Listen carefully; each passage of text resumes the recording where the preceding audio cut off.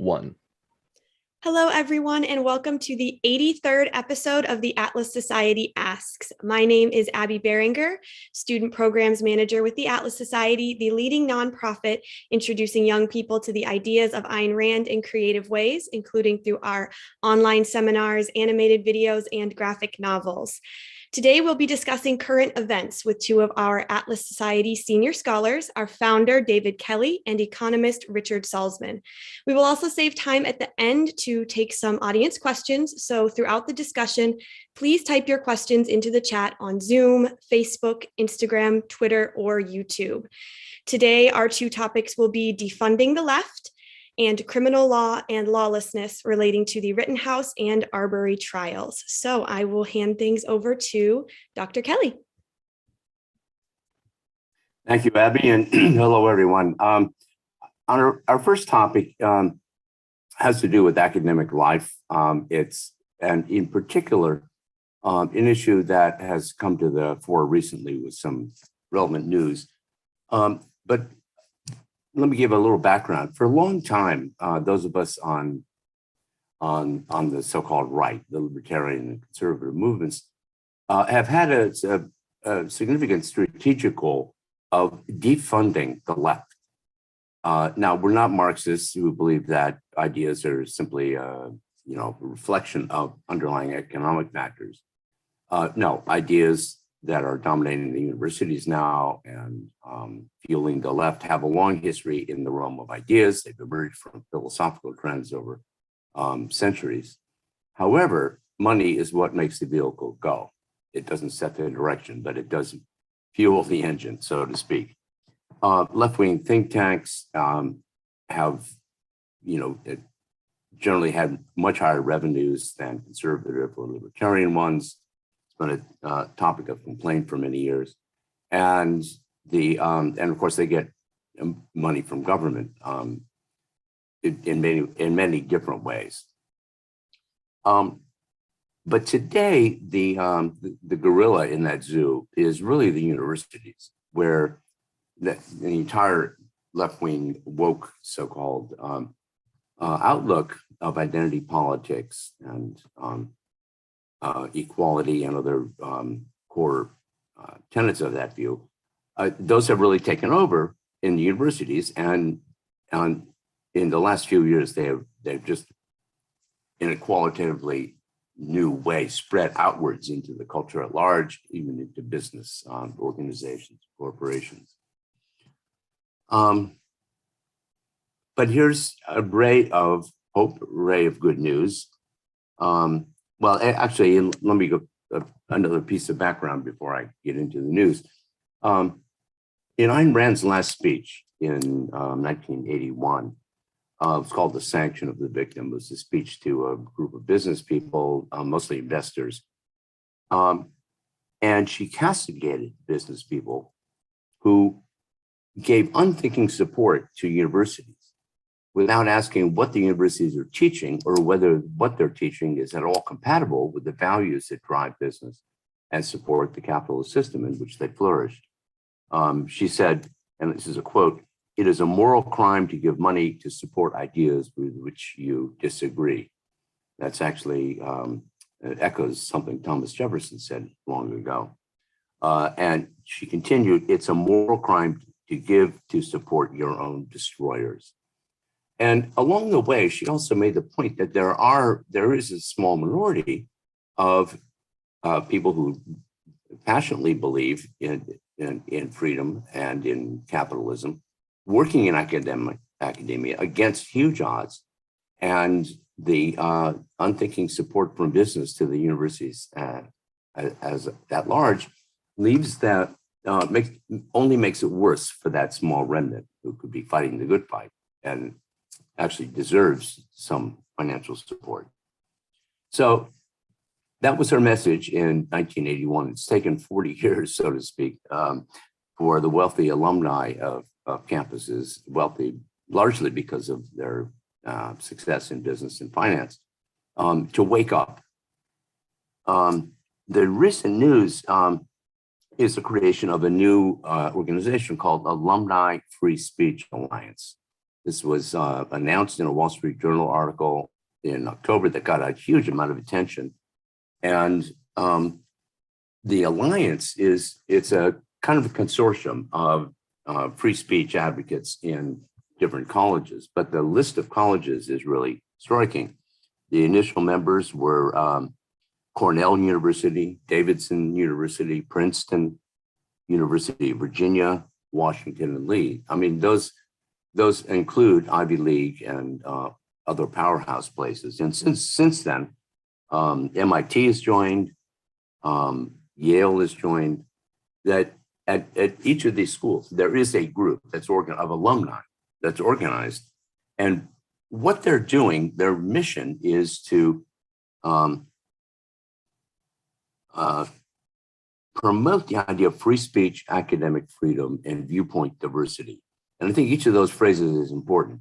Free speech by itself wouldn't mean anything if everyone were, if the only people speaking were all of the same mind. We need intellectual diversity as well, and free speech among the across those intellectual and political divides. And they say, look, alumni are among the only groups who actually care deeply about their schools, but don't have vested interest in that, like administrators and faculty. So, and I think it's a very promising initiative. Now, there are other groups that have been active for a long time in trying to reverse trends in academic life. The Foundation for Individual Rights in Education, FIRE, the American Council of Trustees and Alumni, also in business for decades, the National Association of Scholars. And they have developed a great number of resources which they're making available and working closely with this new alliance. But the alumni activists kind of hit the schools where it hurts, because they can withhold their funding. Alumni, overall, according to the numbers I've found, alumni contributed some $11 billion to higher education across the board in 2019. And that's the second largest source of voluntary giving, apart from student fees. It's second only to foundation support, and foundations are pretty much hopeless. So overall, this voluntary giving is a pretty small part of the revenues of universities, but at the margin, it makes a difference. Plus, at private schools, major private universities like Princeton or Yale, they rely for annual revenues to a large extent, sometimes over 50%, on their endowments, on releasing funds from their endowments, which are themselves a result of prior gifts from alumni. So every school I've known anything about has a pretty large fundraising activity among alumni to keep them involved and keep them giving. We'll see what this happens. I don't want to get too excited about a piece of news, but this is something that I think hits a nail on the head that hasn't been hit yet. So that is something to support and watch for those of you who are interested. The name again of the group is the Alumni Free Speech Alliance. Just do a Google search for that. And they are recruiting, looking for individual alumni groups at different schools to join the alliance. And hopefully, so if you are active as an alum, I would urge you to take a look at this. So that's one of the indications of some pushback against the assault on free speech and the woke conditions on campuses. There are some others. Richard and I were talking about a new university, University of Austin, located in Austin, Texas, which is private and has some interesting aspects to it as well. Richard, do you know more about this than I do? You're mute.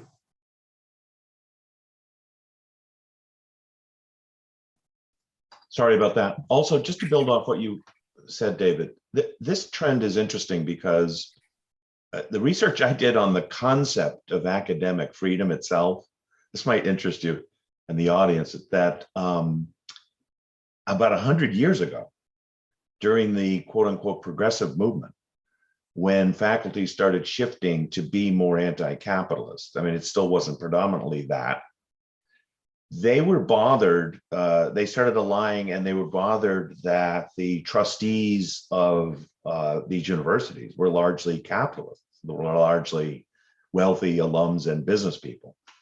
And as you can imagine, the business people at the time were generally more favorable to capitalism. So they argued for academic freedom on the grounds that and by the way, by pushing left-wing stuff, the trustees were starting to fire some of the professors. So both the tenure system, I found, and the call for academic freedom was really initiated by the left about 100 years ago, because they were getting pushback of precisely the kind we're talking about now.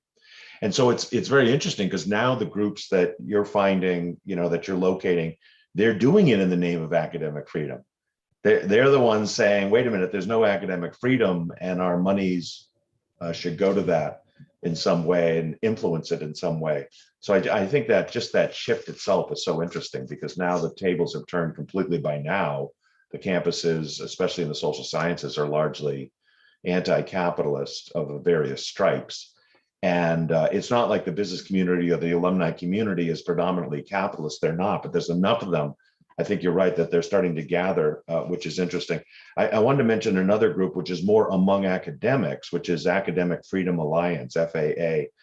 And that's an interesting group because it's largely very prestigious professors from prestigious universities like Princeton, Harvard, and elsewhere. And they come from all parts of the academics political spectrum, if you will.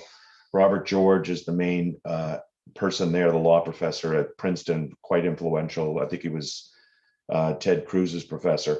And they have joined it. There's only about 200 of them that have signed the mission statement publicly. I and others at Duke have signed it, but they're just looking for academic freedom within. They're trying to press back on cancel culture and things like that, and the suppression of free speech on campus. We have had speech codes on campuses for years, as you know, but fortunately, there's been exposure of those. There's a grading. I think it's FIRE that has a grading system, David, right? Where they'll grade each college green, red, amber, based on whether they're favorable to free speech or not.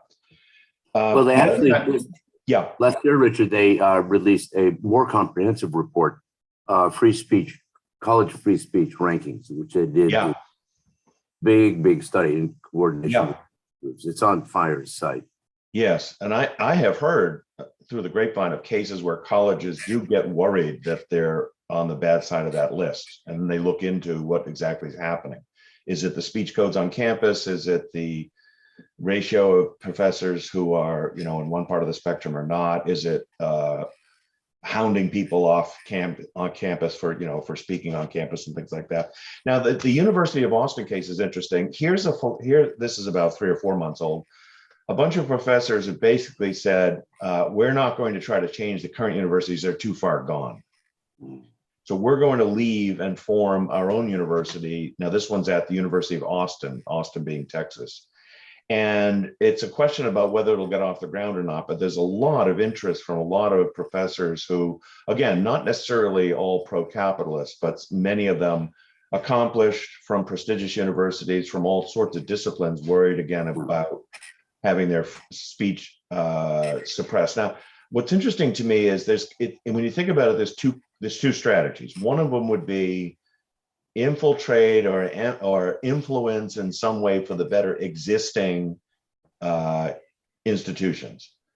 And the argument for that, of course, is they have this trailing reputation that's hard to deny. So even a parent, for example, imagine a pro-capitalist parent who's trying to get their kid through school. I mean, they may send them knowingly to a Yale or a Harvard, knowing they'll get left-wing stuff, but the credential is very important. And the credential itself, like credentialism or whatever you want to call it, is still, unfortunately, an important thing. And it's something that employers and others, still look to. So, for example, you could go the other route and send your kid to Hillsdale College. Hillsdale known for not taking a dime of government money, and also teaching, constitutionalism, pro-America stuff, pro-capitalist stuff, but it is not as prestigious. Now, the other example would be George Mason University. That was an existing university that was enormously changed from without, but not the entire university, just parts of it, including the law school and elsewhere. And it's interesting that it got the reputation for having that bias. And so even at places like GMU, although the scholarship is great and the backgrounds of people are great, they too get maligned and derided for being for being GMUers. So now, if we call Plan B, start your own university, it is interesting. I think if some of these, first of all, if the University of Austin succeeds, I mean, it could in 5 years be a really great case study in succeeding, and it could lead, I think, so it's a positive thing, to more such universities. And so I think it's a good thing. I would say something about the funding and the strategy. When Rand said what she did in 81, it's interesting, by saying you're sanctioning your destroyers. I mean, one approach would be to withdraw the sanction. In other words, stop funding your enemies. And that was her, notice that was her focus. But I think I think that's okay, but I think there's a limit to how successful that will be, especially if they don't care about funding. They really do care about the ideology and having the monopoly. But then two, there's a very bad trend toward government funding the schools. And it isn't just things like medicine and other things. It's the NSF, National Science Foundation, and elsewhere will fund social science stuff as well. So it's well known, for example, in environmental stuff, there's a bias in the funding one way. And so that's a problem where even if you withdrew your money, it could be easily displaced by monies coming elsewhere. So I think another thing we should talk about or consider is the success or failure of free market types, pro-capitalist types, trying to fund and endow chairs or centers.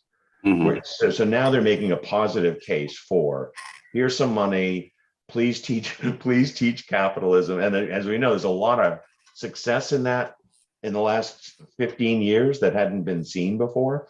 But there's also a lot of pushback and bringing the topic back to academic freedom. A lot of the pushback there is back to 100 years ago. You're paying for bias, and we want academic freedom. We don't want it. We don't want your money, because it's coming with these strings attached. So I'll stop there. But there is some good news here. Very delicate balance with some legitimacy to a department like a philosophy department say, well, we make our appointments based on merit and to fill positions and teaching responsibilities that we need filled. Yeah. And so we're not going to sell the seat. But on the other hand, they like money. And especially, I've been hearing for going back 10 years or more that at least at public universities, like the University of Arizona, where I've dealt with a number of people out there, the state was cutting back on funding. So they were desperate for new sources. But anyway, big topic. Abby, do you want to pause here for questions? Yes, we've got from David Varga on Facebook. Where is the line, if there is one, where we need to walk away from these quote unquote traditional institutions and focus all of our energy on something new? Well, I think that's a real judgment call. I mean, there are many ways of pursuing, we can talk about a broad strategy of trying to fight, install, and ideas that have been installed and perpetuated by increasing constraints on freedom of speech. But the best tactic for doing that, there are probably many tactics that possibly could work. I don't have a notion of a bright line here where we cross that. When we cross it, we should just go entirely independent. I don't know, Richard. Yeah, my own thought is as to what when he says something new. I mean, if you mean new universities, that's what Austin's trying. If you mean now, there are other cases where Peter Thiel had a program. I think he still has it of paying college students not to go to college, and funding them.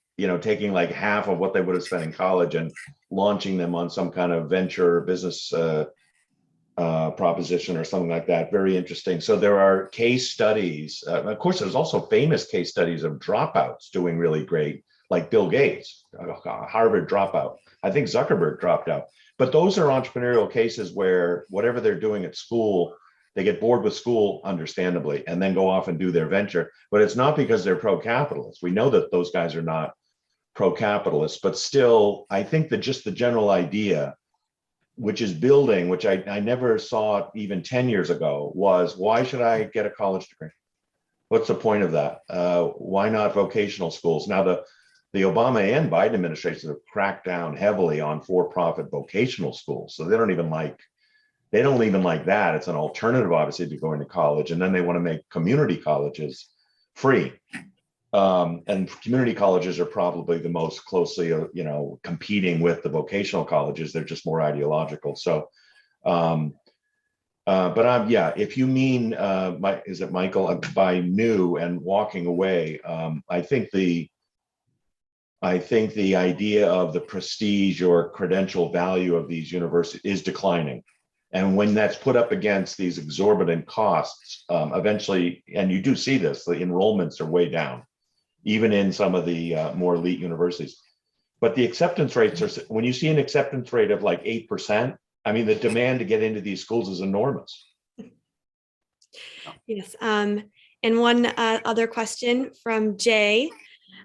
David, to what extent do you think the cancel culture is driven by the belief that some ideas are so evil they can't be tolerated versus ideas that are either false or simply undermined intellectually? I think there's a large share of the former, and because a rational person can,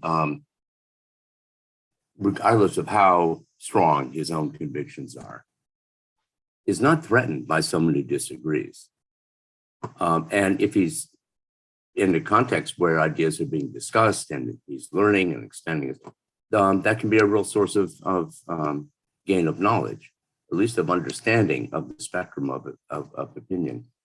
But the shutdown really does come when, I mean, there's some, let me qualify this. There are some cases that, an astronomy department will never hire an astrologer. Right? That's just bad science. So that's a case where demonstrably false ideas, we're not going to pay any attention. It's not worth our time. But when you find people regarding ideas of individualism, freedom, merit, hard work as signs of white supremacy, a complete bias, and people are not willing to argue about it, I think it's because they regard that as evil. And, so I would say that the cancel culture, that's what, it's the view that think people are those views are evil, is what's driving the cancel culture per se. There's also been a trend away from tenure, interestingly enough, toward appointments and multi-year contracts, which all else equal, of course, would not immunize the professor as much. So the whole concept of cancel means you already have a job, and now you're being hounded by either, by the way, it's students, it's not other professors, it's really students who often will hound these professors out. So there's self-censorship going on. But I have noticed, by the way, this is a good and bad, I suppose. I have noticed in academia, David talked about, astrology versus astronomy. David, they do still hire Keynesians, which to me is the equivalent of astrology. So I wish this were true in all areas. But I have noticed that there's a more of an acceptance of a libertarian type academic rather than a conservative who's overtly religious. And that, of course, that one doesn't bother me as much because I want there to be rationality and objectivity through and through in all the fields. And so to the extent libertarians come in and they're just making a really good case, for John Lockean type rights or Nozick type arguments for limited government, that's a lot closer to our position. And frankly, I've noticed that it's a lot more acceptable so long as you do the scholarship, so long as you're not just, winging it and, being an ideologue. So credentialed, hardworking, publishing libertarians do survive in the universities to some extent. And in some cases, they're just hired as tokens, but so what? They're token. We have our token libertarian in the department or something like that. It's still something that students can gravitate toward if they want. And in many ways, you stand out more if you have that view, because if there's more of rivals, who share the same view, they all kind of congeal into the same view. So I think it is hard for conservatives who are overtly religious to succeed in academia, and possibly also because they're just not that interested in the life of the mind. Because of their own philosophy, they're not that keen on the intellect or pursuing intellectual things. All right, one more question before we move on to the next topic. This is an interesting question. I find that this is a topic of conversation in my community, so I'm interested to hear your thoughts. The Zima on Twitter what would you say in regards to woke education in public schools? Even if people walk away, they are still forced to pay via tax dollars, so they can't even really escape. Thoughts on that? I I was thinking about the related topic of secondary school here, not just higher education, and enrollment has been dropping in public schools, and of course there has been a certain degree of pushback, like in Virginia, where school issues and school programs were part of what got Youngkin's elected governor recently. It's hard to, in that case, it's hard to say because, this was happening in the context of the pandemic when many parents were just pulling their hair out over the fact that their kids had been at home for 18 months and public schools were not opening. And so there was a lot of hostility toward teachers' unions, school officials, especially since private schools and parochial schools were often operating in person during this time. So, so that was the pandemic frustration was part of it. But the content of the education, there have been horror stories, by my judgment, horror stories of things kids are being asked to do, village walks, and you're white, so admit your prejudice and your guilt, and so on and so forth. That is even worse when you're doing that to teenagers in junior high and high school than college students, just because they're more vulnerable. So I think that's a factor. I just would say one thing. With secondary schools, a lot of the problem is that the questioner alluded to is that these are public. They're publicly supported by everyone's tax dollars, whether or not you want to send your kids there or not. And that's a whole different issue, that of private education.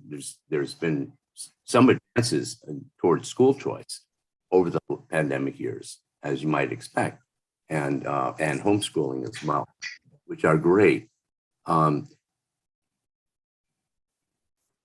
those, so there's an economic issue here and a justice issue, a rights issue about taking everyone's money to support some people's kids.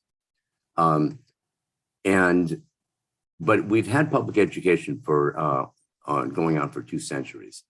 It's not going away. What has the wokeness, the dominance of these left-wing ideas in school is happening in private schools as well as public ones. I mean, some of the worst cases are elite prep schools in New York for wealthy kids of wealthy families. So I would want to separate the economic and issue from the content issue. But I totally agree. It's unfair if parents are throwing up their hands at schools to is still getting taxed for it. Yeah, I mean, in many ways, David, I think the secondary school problem is a bigger problem than universities. One, they feed the universities. So if the trouble is coming from there, let's go deeper to the root. And yeah, I agree with you, by the way, with your assessment. Just because you have private schools doesn't mean the educational pedagogy is rational or fundamentally pro-liberal or capitalist. But we know from central planning and government control of things that it at least protects bad teaching and bad methods. And it's so funny because talk about conflict of interest. It's usually argued that if he who pays the piper gets that tune. The government runs the schools, and we wonder why the teaching that comes out of it is the government can do no wrong and should do more and more things. And even if badly, keep doing it. It's just outrageous. I myself am somewhat amazed as an economist why vouchers have not. It's not the full answer. I would privatize the whole thing. I would defund the public schools, but you need a positive alternative. Instead of defunding the cops, you defund the schools.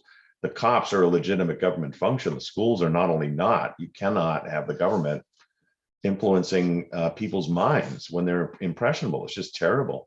But the vouchers thing's never taken off. It's shocking to me, actually remarkable that to this day the broader public really does not support the idea, even though there are pockets of despair and pushback. No widespread voucher program has existed, and of course that would permit parents to send their kids anywhere. They take the money. The money follows the child. Now, as it is, the child is basically put in a zip code. The child is literally in a school based on the post office. It's incredible where they happen to live, and I think it's terrible. And I wish they were instead of showing up at school board meetings. Not instead of, and in addition to that, parents should really be pushing for ending the public schools. And if the first step toward that is give us the money and let us send our kid where school choice, however you want to talk about, that really, I think, has to be pushed hard. All right. I think we have to move on to our next topic here for the sake of time. And let's go. We're criminal law and lawlessness, Rittenhouse, Arbury, Travis McMichael, all of those cases. I believe, Richard, you were going to start us off on this one. Yeah, so on this second topic of ours, I wanted to provide some context and a little journalism on what's happened recently with what I call broadly the rule of lawlessness. Now, it pretty much began in May of 2020 with the George Floyd case. But notice the George Floyd case, when it finally went to trial, Chauvin, the policeman, was not found to have been motivated by race. And by the way, the DA in Michigan at the time, Keith Ellison, who I hate to say he's black, because why do I care about color? But the other side does. And if anything, he really would have looked for a racial component. He could have charged. It's in the code. He could have charged Chauvin with not only causing the death of George Floyd, but going after him for race reasons. And he couldn't. And when asked in an interview, he said there was no evidence of it. Now, unfortunately, this wasn't learned until later. But I think even if it was known that night, I'm not sure it would have changed the lawlessness. The other thing you remember about the George Floyd case is there was almost universal condemnation of how the cop handled it, or the cops. And so even the idea that there was a big polarized break, over the incident, there wasn't. So that no one had an excuse for saying, oh my gosh, here's this terrible thing, and half the country thinks it's okay. Nobody thought it was okay.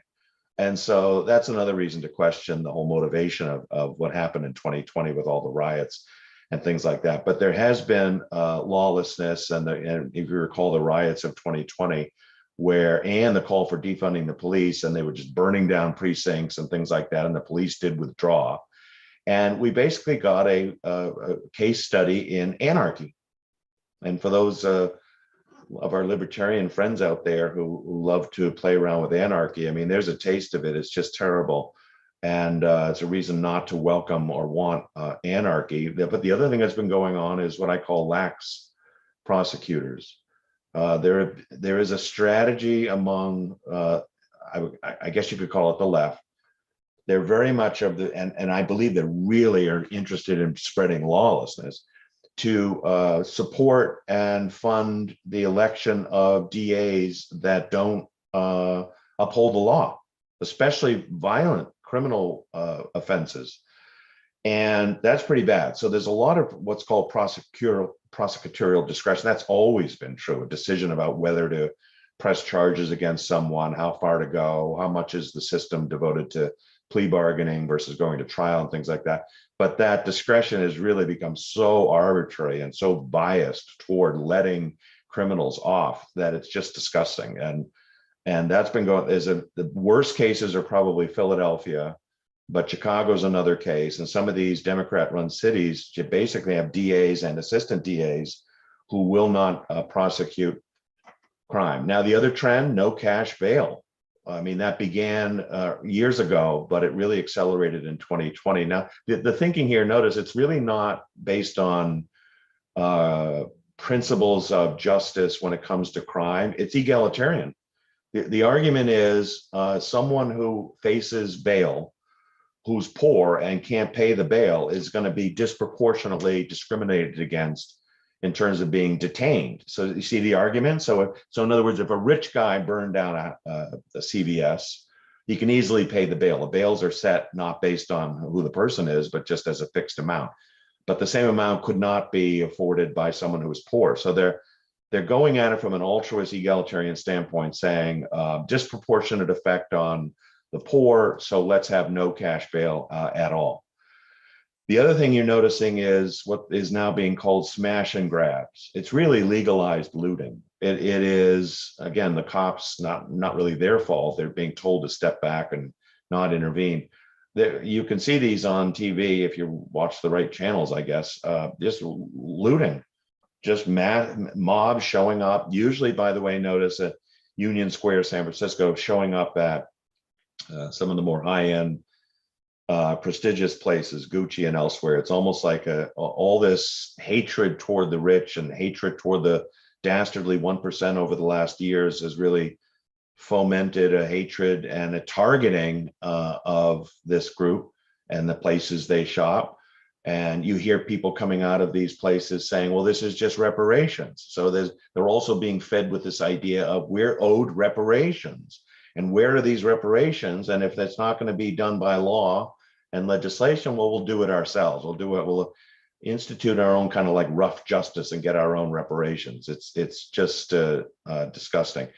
California, by the way, in 2014, seems like a long time ago, but it's caught up with us now. 2014 passed Proposition 47, which basically raised the dollar amount of stuff you can do illegally, criminally, without being prosecuted.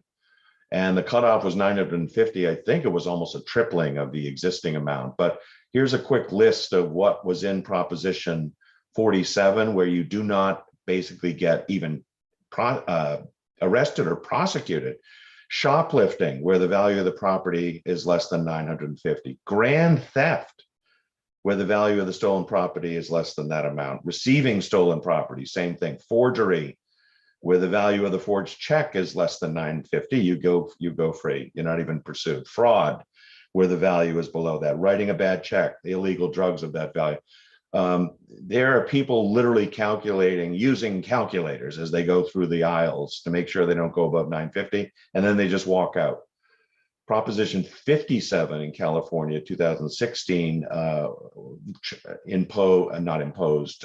introduced enormous leniency in terms of parole and sentencing and things like that, leaving a lot of criminals out of jail. Now, notice also COVID-19 in 2020 was used as a pretext for mass prison releases on the grounds that they might get COVID by, being confined in a prison.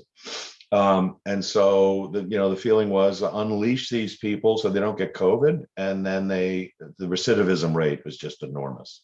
Now, I wanted to say something about Rittenhouse and the more recent Arbury case, because Here's a case where I think you can say, whereas on the ground and in the streets, there seems to be barbarism, there is some civility and justice being meted out in the courts. So now that I think this is just another way of saying, if it's one step removed from mob rule, you're going to more likely get a rational decision. Now, the Rittenhouse case, I think, is very interesting because here's a young kid who sees the anarchy, in this particular case in Kenosha, where he did have a youth connection, and is seeing it on TV, has a lawful gun registered to him, goes to Kenosha, and to protect businesses he saw being looted and torched on TV. And he's asked by local proprietors to help them defend their property. In this case, it was a couple of car dealerships, I think. And if you know the case, you know that ultimately he was run down and hounded by the mob, trying to kill him, basically. And he shot back and he killed two of them and injured the third. And so the case is interesting because we have anarchy, we have the cops standing back. By the way, Rittenhouse, after this happened, walked up to the cops and turned himself in, and they wouldn't take him. They told him to go home. He said, I just shot two people and I think I killed them. You need to arrest me and investigate this.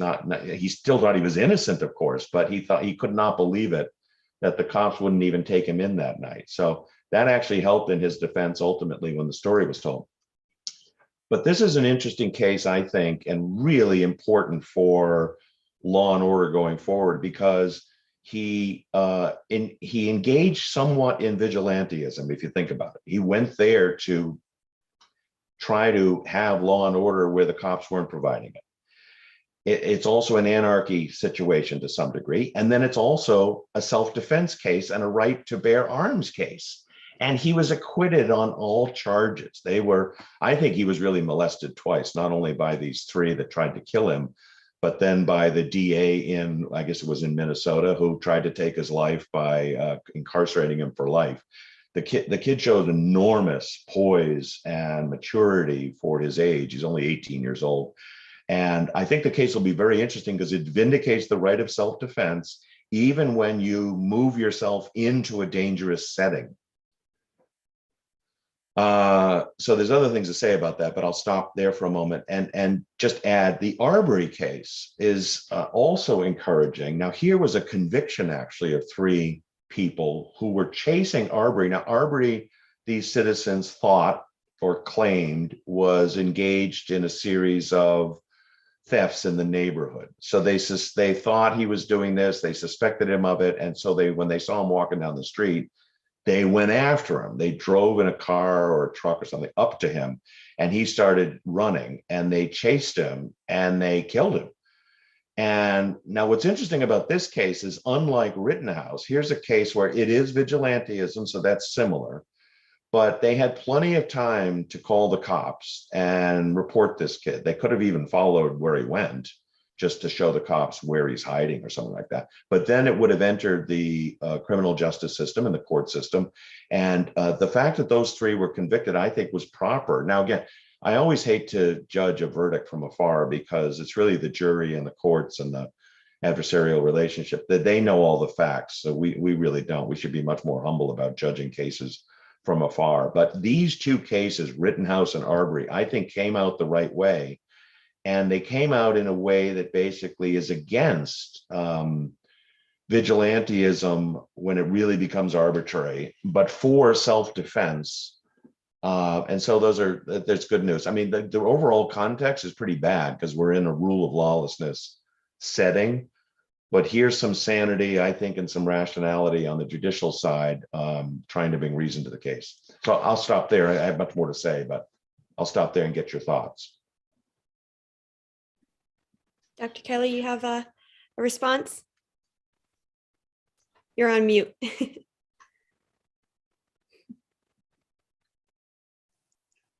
I don't know as much about these cases as with Richard, but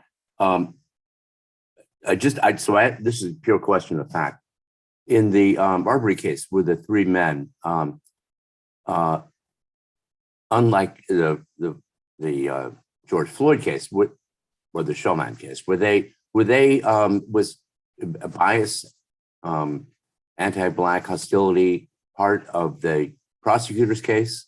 No, that's a good point. That makes it even more interesting. No, they were not charged with what do we call them, hate crimes and having a racial motive. No, but notice they weren't in a position of self-defense either. It wasn't Arbery coming at them.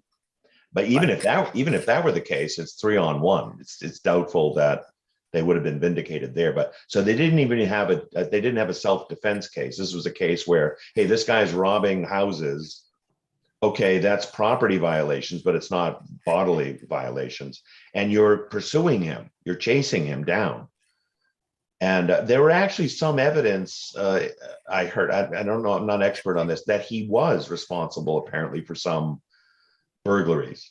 But still, the idea of taking the law into your own hands, and they were all three of them armed, and then chasing down this kid, and it took a while too. It wasn't, the Rittenhouse case was, he was being attacked for like 15 seconds. Well, they were chasing him all through the town, but by the time it came down to it, they were, it was all over in like 15 seconds. And so the whole issue of judging it, did he fear for his life? What were they saying to him?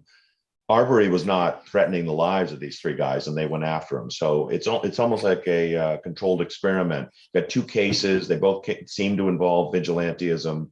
They both involve guns. They both involve deaths, but neither of them racial. Rittenhouse didn't kill three blacks. He killed two whites and injured a white. I don't think that really should be relevant, but just for the record. Yeah, so no racial motive in the Arbury case, but it was three whites killing Arbury, who was black. That's true. But the DA could not prove racial motive. I'll just add one thing, and then want to turn to questions. And that is, you mentioned that we should be humble about second guessing jury verdicts.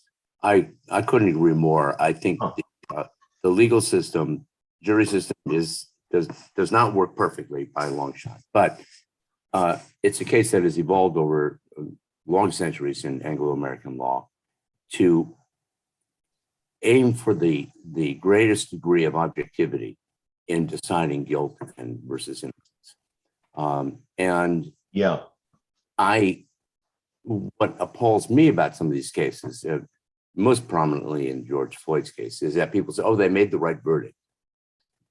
People who are not, they were just commenting, like even Biden at some point expressed himself, "Oh, I'm glad they reached that decision," and others, Rittenhouse and Arbury. So, the people in the political system, which oversees the legal system, who should be setting a better example, are setting a really poor one for the rest of us citizens. Oh, yeah. I mean, here was the president of the United States. I didn't even say that. Yeah, in the Rittenhouse case, on record saying ahead of time, the kid murdered, and he's a white supremacist. Incredible. I mean, no evidence of that. Others lying about whether the gun was registered or not. The gun was perfectly registered. He obviously knew how to use it. Claims that he was just spraying bullets all over the place in Kenosha. He shot 3 times and got his victims each time. So he's a very good shot. Clearly a,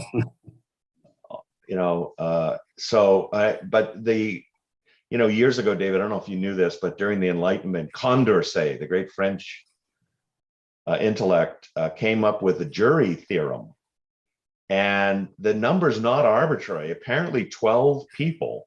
He did a whole mathematical calculation of this, that the likelihood of coming to the truth was maximized at 10 to 12. Not fewer than that and not more than that. And it's called Condorcet's jury theorem. So if you look it up, that might interest people. So again, it's funny because as objectivists, our view is not that, group epistemology is better than individual necessarily. And group think is certainly a problem. But jury decisions in the context of a structure given by the adversarial system, with evidence and rules about objecting to improper, questioning and things like that. And I think most important, a judge who is, the adult in the room, it maximizes the chance of getting it right.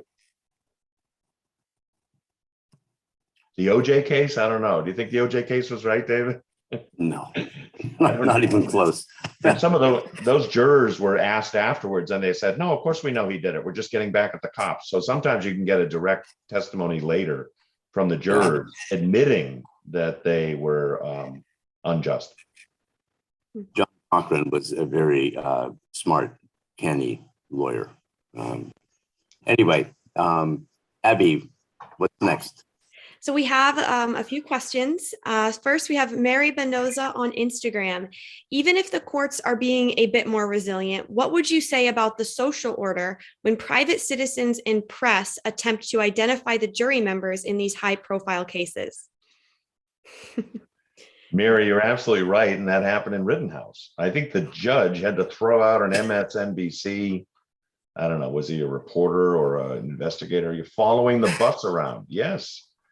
And I think even before the Chauvin verdict, you remember certain congressmen, what's her name? Flowers or Maxine Waters was out there, threatening the jury. If you don't come to the right decision tomorrow, we're going to burn this place down. I mean, incredible that elected officials, let alone private citizens, are basically jury tampering before verdicts and threatening. And of course, there's been violence, right? There's actually been violence in the streets. So if you're a juror and you're wondering, if I render a guilty verdict, just as it may be, my hometown is going to get burned down. That should not, that should not even be a consideration, but it is. If that's what you're talking about, Mary, that is, I agree with you, problematic. And trying to dox juries as saying who they are and where they live, incredible. But it's part of the pull back the police and pull back. Yeah, it's part of the lawlessness. Yeah, it's interesting to think, though, how many people are so angry they want to dox jurors because they haven't been given the correct information by the same media that's helping them dox the jurors. What you said, Dr. Salsman, about Kyle Rittenhouse turning himself in, most people did not know that. Some people still probably wouldn't have known a fact like that. Wow. So he tried to turn himself in that night, soon after he did the shots. They said, go home. They didn't know where he lived. He drove back home and turned himself into the local police. So, yeah. Oh. All right. Yeah.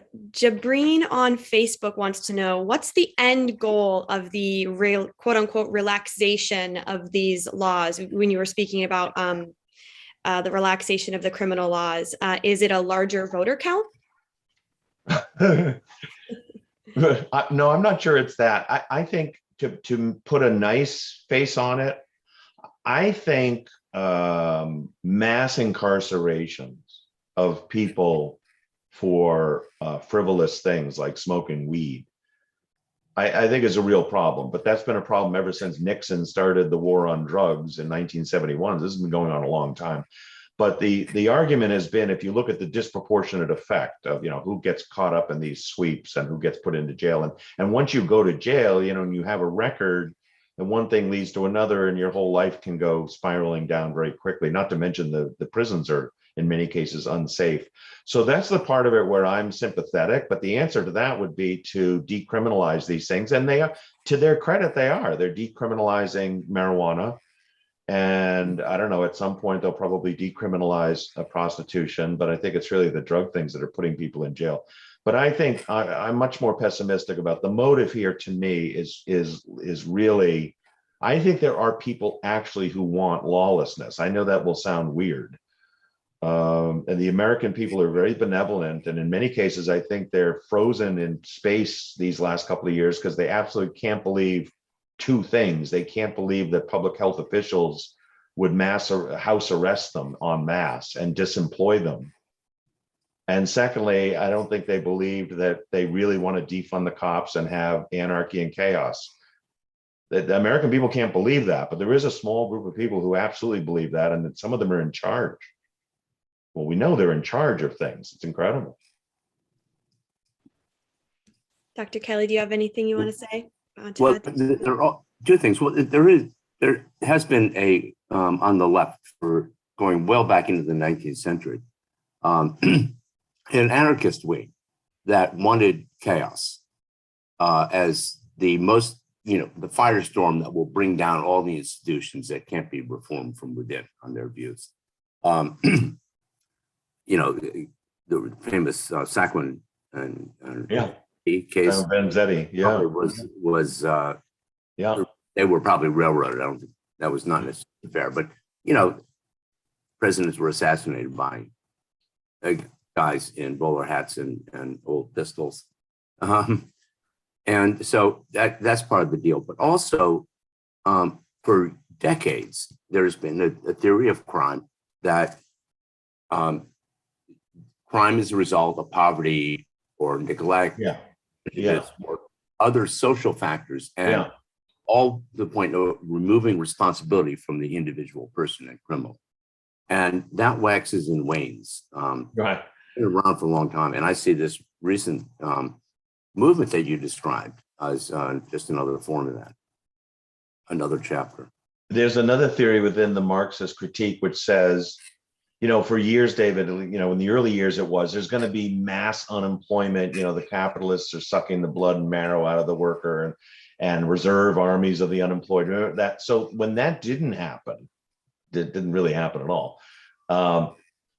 There is this more recent critique that said they're all in jail. What happened is you've disemployed these people, you've marginalized them, they are without work, they are poor, and in order not to have mass unemployment, you just basically round them up and send them to jail. So that if you look, that's a very common critique within the Marxist critique of capitalism. They're basically saying you're unemployed or in jail. So that's another motive why they want to release them. They want them released because they literally think they're like political prisoners. And this is capitalism masking. I mean, they think they're like Uyghurs. They think this is capitalism masking its failures by imprisoning people and pretending they're doing justice and believe in law and order and things like that. And I think another interpretation of this would be, if you hate capitalism, which these people do, there's two ways to undermine it. You can go authoritarian, totalitarian. You can have government running everything, mandating, dictating everything. That's what's going on in public health. But you could also undermine it by having anarchy. So it's a testament to how capitalism needs not only liberty, but the rule of law. And anarchy basically says no rule of law, and tyranny says no liberty. So it's like a pincer movement.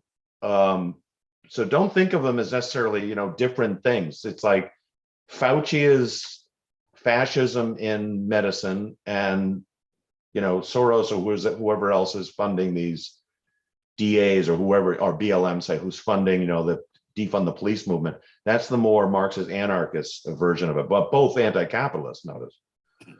And both united by a preference for the subject of arbitrary discretionary use of force.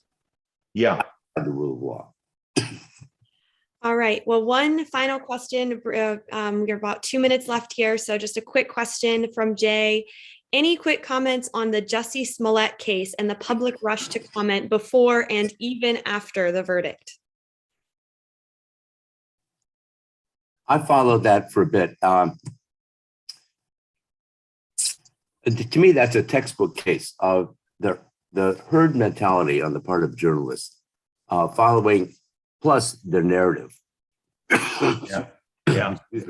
They have a narrative that that makes it highly plausible to them that a Black gay man would be attacked in Chicago, and so they initially had a plausibility judgment. This is exactly the kind of thing that happens among all these racist people. They beat up Black gays. So, and it was kind of a shock when, in the news media, when they started having to backpedal and try to explain away their stupidity. But that to me is a textbook case of the many problems in the media. I like your approach, David. So instead of getting into Smollett himself, why that could be just a mental disorder, someone who would be so crazed to do something like that and fake a hate crime against himself. But I think you're right. The much more interesting story is the reaction and the gullibility and the expectation of the bias of course this would be. Why? Because I have a narrative in my brain also. But I also think of it as there's this narrative that the intellectuals have that America is structurally racist, right? Going up against the reality of it isn't actually, it's episodic racism. It's not structural, it's episodic, right? But even the episodes have to be concocted in some cases so that people will think, I really got to show you that it's racist. So to the point where we'll have to make it up. And the sad thing about this is if that keeps happening, and there are people who keep databases, by the way, of hate crime hoaxes, actual cases of it will not be believed. So it's like crying wolf. But the fact that he wouldn't be taken down for perjury, I mean, apparently, was he convicted of? I don't know. I can't remember. I think he was convicted, but when someone told me he perjured himself all over the place and they're not pursuing him for perjury. He lied about the whole case during the trial. But so that, yeah, that's another.